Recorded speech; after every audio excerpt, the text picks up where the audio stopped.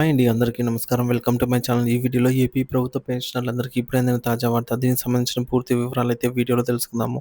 Video అయితే ఎక్కడ గాని స్కిప్ చేయకుండా ఎండ్ వరకు చూసేయండి. అప్పుడే ఇన్ఫర్మేషన్ పూర్తిగా అర్థమవుతుంది. అలాగే వీడియో చూస్తున్న ప్రతి ఒక్కరు వీడియోకి లైక్ చేయండి ఫ్రెండ్స్. ఈ వీడియోని తోటి పెన్షనర్ మిత్రులతో అయితే షేర్ చేయండి. కొత్తగా మన ఛానల్ చూస్తున్నవారు ఇంకా ఎవరైనా సబ్స్క్రైబ్ చేసుకోకుంటే వెంటనే మన ఛానల్‌ని సబ్స్క్రైబ్ చేసుకోండి. దీని ద్వారా నేను చేసే లేటెస్ట్ వీడియోస్ అన్నీ మీ వరకు రీచ్ అవుతాయి. ఇక ఆలస్యం చేయకుండా వివరాల్లోకైతే వెళ్ళిపోదాము. ఫ్రెండ్స్ ఇక విషయానికి వచ్చినట్లయితే ప్రతి పెన్షనర్‌కు వారి పెన్షన్ పేమెంట్ ఆర్డర్ పీపీఓ ఒక అత్యంత అమూల్యమైన పత్రం. సర్వీస్‌లో ఉన్నప్పుడు సర్వీస్ రిజిస్టర్ ఎస్ఆర్ ఎంత ముఖ్యమో పదవి విరమణ తర్వాత పీపీఓ కూడా అంతే ముఖ్యం.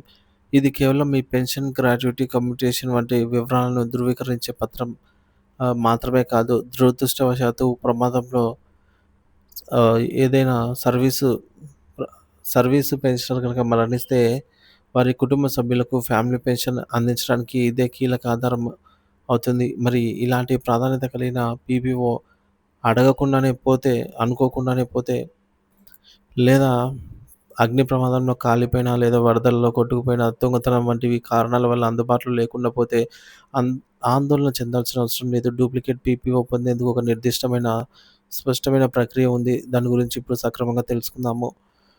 ఫస్టు సెక్షన్ 1 ముందు జాగ్రత్త చర్యలు. అసలు సమస్య రాకుండానే డూప్లికేట్ పీపీఓ కోసం ప్రయత్నించే ముందు అసలు అవసరమే రాకుండా కొన్ని జాగ్రత్తలు తీసుకోవడం ఉత్తమం.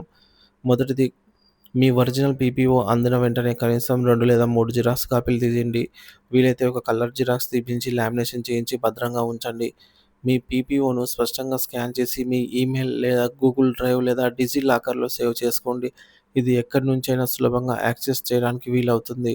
అలాగే పీపీఓ యొక్క ముఖ్య ప్రాముఖ్యతను, దానిని ఎక్కడ భద్రపరిచారో మీ కుటుంబ సభ్యులకు తప్పకుండా తెలియజేయండి. ఇక సెక్షన్ 2 డూప్లికేట్ పీపీఓ పొందే ప్రక్రియ.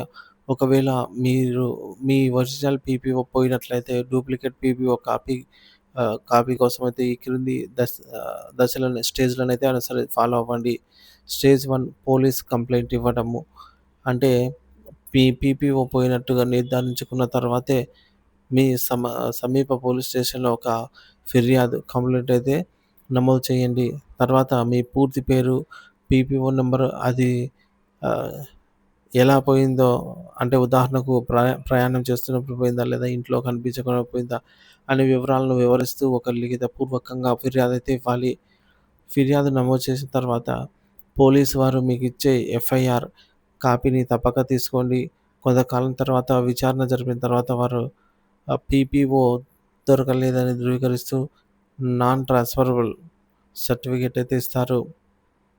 సో, ఇది అలాగే ఎఫ్ఐఆర్ పేపర్ 2 కూడా అత్యంత ముఖ్యం అన్నమాట. వాటిని జాగ్రత్తగా అయితే భద్రపరచుకోండి. ఇక స్టేజ్ 2లో చలానా చెల్లింపు రూ. 50 ఫీజు. డూప్లికేట్ పీపీఓ కోసం ప్రభుత్వానికి నిర్దేశిత ఫీజు రూ. 50 చెల్లించాలి. ఈ చెల్లింపు సీఎఫ్ఎంఎస్ పోర్టల్ ద్వారా చేయొచ్చు. సీఎఫ్ఎంఎస్ పోర్టల్‌ను ఓపెన్ చేయండి. అందులో హోమ్ పేజ్‌లో సిటిజన్ సర్వీసెస్‌పై క్లిక్ చేయండి. అలాగే రెస్పెక్టివ్ లింక్స్ పైన క్లిక్ చేసి సిటిజన్ చలానా ఆప్షన్ ఎంచుకోండి. సో, ఎంచుకున్న తర్వాత వివరాలైతే నింపాల్సి ఉంది. అంటే మన డీటెయిల్స్ అయితే ఎంటర్ చేయాల్సి ఉంటదనమాట. డిపార్ట్‌మెంట్ ఏది అంటే ట్రెజరీ అండ్ అకౌంట్స్. అలాగే సర్వీస్ అంటే 6129 అదర్స్ రిసిప్ట్స్. అంటే ఇది మీకు అనుకూలంగా ఉండేది మీరైతే టైప్ చేయాలి. డిస్ట్రిక్ట్ లేదా ట్రెజరీ మీ జిల్లా మరియు సంబంధిత ట్రెజరీ ఆఫీస్ ఎస్టీఓనైతే ఎంచుకోండి. తర్వాత for issues of duplicate PPO అని టైప్ చేయండి. తర్వాత మీ పేరు, సీఎఫ్ఎంఎస్ ఐడీ, చిరునామా, మొబైల్ నంబర్ ఎంటర్ చేయండి. ఫైనల్‌గా అమౌంట్ రూ. 50 అని ఎంటర్ చేయండి. ఆ తర్వాత పేమెంట్ మెథడ్ మాన్యువల్ పేమెంట్ ఎంచుకొని సబ్మిట్ చేయండి. ఈ విధంగా చలానా జనరేట్ అయిన చలానాను ప్రింట్ తీసుకొని సమీపంలోని స్టేట్ బ్యాంక్ ఆఫ్ ఇండియా బ్రాంచ్‌లో రూ. 50 చెల్లించి వారు స్టాంప్ వేసి ఇచ్చే రసీదును భద్రపరచుకోండి. స్టేజ్ 3లో దరఖాస్తు మరియు సమర్పణ. ఇప్పుడు కొన్ని పత్రాలను జతపరిచి వాటిని ఒక దరఖాస్తు ఫైల్ సిద్ధం చేయండి. అదేంటంటే దరఖాస్తు లేఖ. డూప్లికేట్ పీపీఓ జారీ చేయమని కోరుతూ మీ సంబంధిత సబ్ ట్రెజరీ అధికారి ఎస్‌డీఓ గారికి రాసిన లేఖ. ఇందులో మీ పీపీఓ ఎలా పోయిందో క్లుప్తంగా వివరించాలి. ఇకపోతే రెండోది పోలీస్ డాక్యుమెంట్, ఎఫ్ఐఆర్ కాపీ మరియు నాన్ ట్రేసబుల్ సర్టిఫికేట్ చూపించాలి. తర్వాత మూడోది స్టెప్ 3లో రసీదు, చలానా రసీదు బ్యాంక్‌లో చెల్లించినట్టుగా ఒరిజినల్ చూపించాలి. తర్వాత నాలుగోది పీవీఓ జిరాక్స్ కాపీ మీ దగ్గర ఉంటే పాత ఓపీపీ యొక్క జిరాక్స్ అయితే కాపీ తీసుకోండి.